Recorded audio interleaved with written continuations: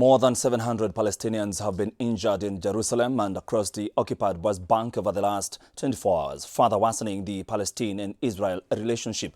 The war took a fresh hit after massive airstrikes attacks by Israel army were launched on the Strip after Hamas launched rockets from the coastal territory towards Israel. This is not the first time Palestinians and Israelis have fought at the West Bank area. Brian Mwenda with this report.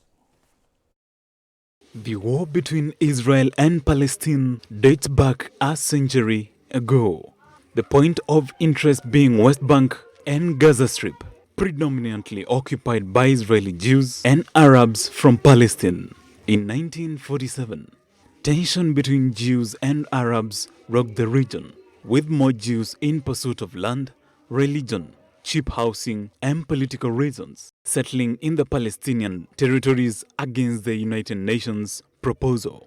Israelites started pushing the proposed boundaries, displacing thousands of Palestinians, controlling all of Israel, apart from Gaza controlled by Egyptians. Various mediation processes were futile, with the initiators of the mediation process from the Israeli side being seen as traitors and were assassinated. In 1967, Israel captured East Jerusalem, the West Bank and the Gaza Strip in a 6-day warfare. It later unilaterally annexed East Jerusalem and considered the entire city its capital. Israel built a wall in the occupied West Bank in June 2002 on grounds of security, a move not recognized by the vast majority of the international community. Israel does enjoy some support among European countries and the US, but I think the interests of the US are not so exactly the same as that of the EU or the UK.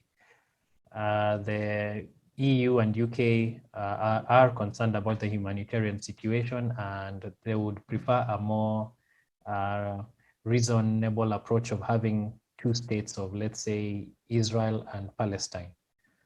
However, the US, on its part, is more strategic in that it appears that the interests of the US is trying to keep Russia at bay, because both the US and Russia have a great interest in the region, and especially to do with the oil. Earlier this year, an Israeli district court gave the ruling that several Palestinian homes in the Sheikh Jarrah neighborhood legally belong to Jewish families, triggering protests and clashes between Palestinians and Israeli police.